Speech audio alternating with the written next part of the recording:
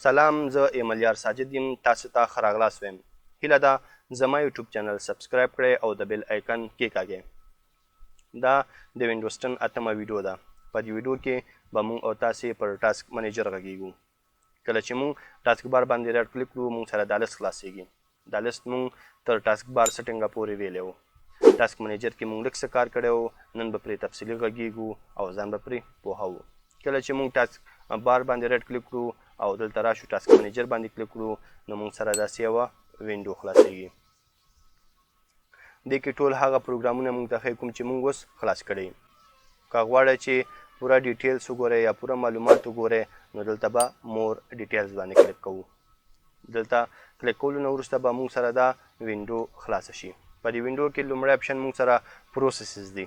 پروسیسز کې ټول هغه اپلیکیشنونه او ټول هغه پروګرامونه چې فی الحال کمپیوټر کې رننګ دي او یا استعمالیږي، موږ ته د لیست په شکل سره ښیي. بعضې داسې پروګرامونه وي چې هغه موږ خلاص کړی وي لکه اپس، او بعضې داسې پروګرامونه وي چې هغه خپله د کمپیوټر د چالانېدو سره سټارټ کېږي او بیکګراونډ کې خپل هغه عملیې یا خپل هغه کارونه سرته رسوي چې هغه ته بیکګراونډ پروسیسز وایي. موږ ټول 4 اپلیکیشنونه خلاص کړي او په بیکګراونډ کې 4 شاوخوا ته پروګرامونه د استعمال حالت کې دي او یا استعمالیږي. موږ تېره ویډیو کې ویلي وو چې کله زموږ کوم پروګرام هینګ کېږي یا کله کوم پروګرام کمپیوټر باندې لوډ راوړي او نه بندېږي، نو کولی شو ټاسک منیجر نه کلوز کړو. او دا هم ویلي وو که چېرته موږ یو پروګرام ډېر زیات خلاص کړی، کولی شو په یو وارې دې څخه کلوز کړو. د هغه نه علاوه ټاسک منیجر کې موږ ډېر څه نور هم کولی شو.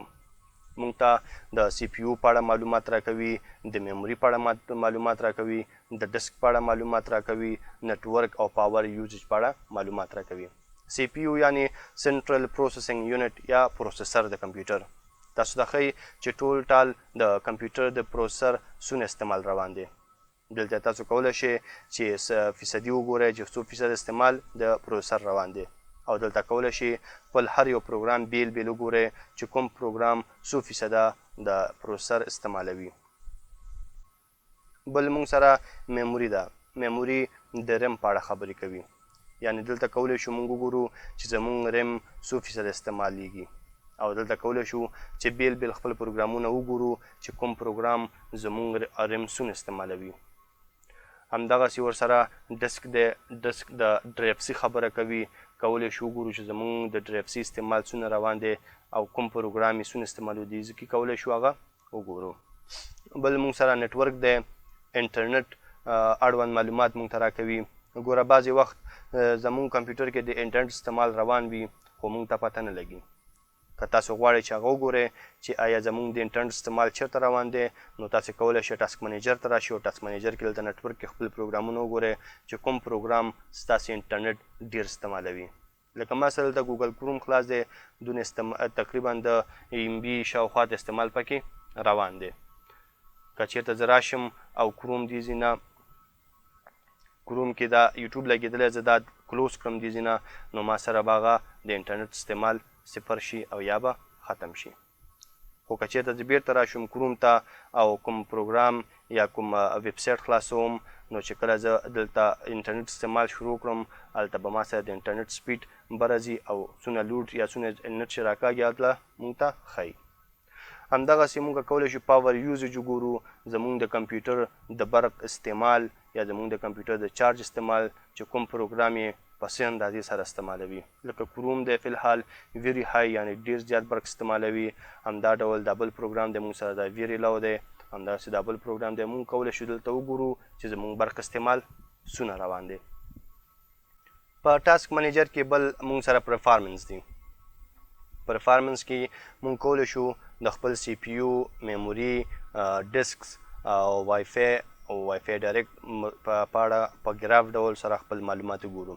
لکه کله چې پرفارمنس ته راشو، نو سی پی یو سنټرل پروسیسنګ یونټ یا پروسیسر دغه استعمال موږ ته ګراف کې ښیي، او همدا ډول دلته ښیي چې زموږ د پروسیسر سپیډ څونه ده او څونه پروسیسز روان دي او څو فیصده. دا ټول معلومات موږ کولی شو دلته وګورو. دلته کولی شو د خپل پروسیسر ماډل هم وګورو. انټل ده، کور آی 7 او 3rd جنریشن دلته کولی شو وګورو، او ټول معلومات دلته موږ ته د پروسیسر په اړه ښیي. میموري د ریم خبره کوي. په همدې ډول موږ دلته کولی شو د خپل ریم په اړه معلومات وګورو. زموږ کمپیوټر کې څونه ریم دی، څونه استعمال روان دی او په څه حساب روان دی، دلته کولی شو ټول وګورو. بل موږ سره ډسک استعمال دی، جی او ایچ ډسک، د هغه څونه استعمال روان دی. ما سره کمپیوټر کې 3 ډرایوه دي، یو ډرایو سی ده، یو جی او یو ایچ. دلته کولی شئ مثال که زه چېرته د جي نه او یا د ایچ نه کومه ډیټا لیږم فلش ته یا هارډ ډسک ته بل چیز ته، نو دلته به ماته په ګراف شکل ښیي چې څونه سپیډ د هغه روان دی او څونه استعمال روان دی. نو دلته کولی شو د جي ایچ په اړه معلومات وګورو.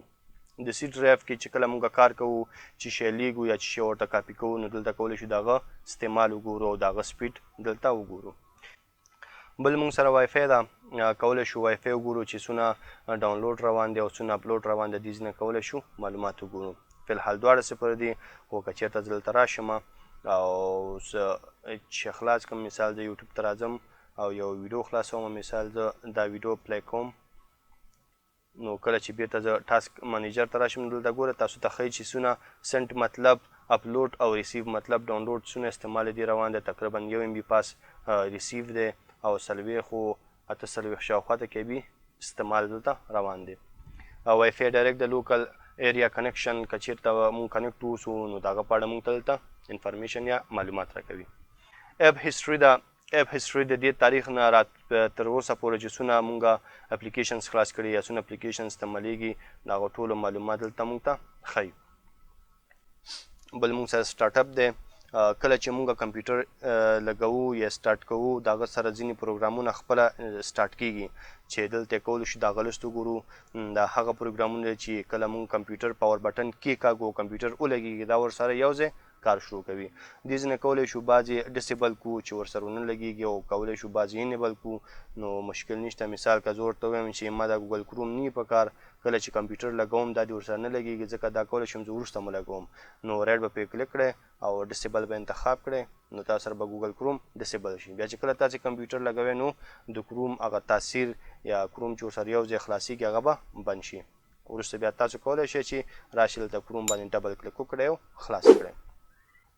بل مونږ سره یوزرز دي، دلته کولی شو چې وګورو څو یوزر اکاونټ دي، کوم یو ساین ان دی او څونه استعمال روان دی. مثال ما سره دا زما اکاونټ دی مليار_sajid@hotmail.com، یو همدغه یو اکاونټ دی ما سره دی کمپیوټر کې، دا ساین ان دی. سی پی یو یوزج دلته کتلی شو، میموري یوزج دلته کتلی شو، ډسک او نیټورک یوزج دلته کتلی شو. ډیټیلز دي، نور معلومات دي د رننګ پروګرامونو په اړه، سرویسز دي د وینډوز هغه سرویسز پروګرامونه دي، کولی شئ دلته وګورئ چې کوم سرویسز سټاپ دي، کوم رننګ حالت کې دي، دا دې ځینې معلومات کولی شئ. خو زمونږ اکثره چې پکارېږي پروسیسز ډېر پکارېږي، پرفرمنس ډېر پکارېږي او سټارټ اپ کې اکثره وخت کار پیدا کېږي او یوزرز کې. نو دا مونږ سره د ټاسک منیجر هغه دندې وي یا کارونه وو. تاسې وګورئ، که څه ستونزه وي یا څه مشکل و ماته کمنټ پرېږدئ، ویډیو لایک کړئ، ملګرو سره شیر کړئ، د یاده مو ونه وځي زما یوټیوب چینل سبسکرايب کړئ او د بیل آیکن کېکاږئ. تر بیا د خدای په امان.